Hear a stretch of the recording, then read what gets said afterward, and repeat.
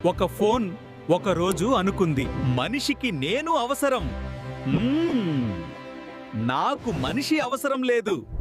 Phone ఒకరోజు ఆగకుండా పనిచేసింది.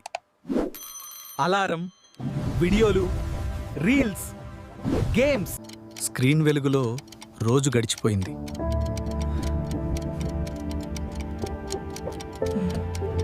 మనిషి మాత్రం తినడం మర్చిపోయాడు, నడవటం మర్చిపోయాడు, బయట చూడడం మర్చిపోయాడు.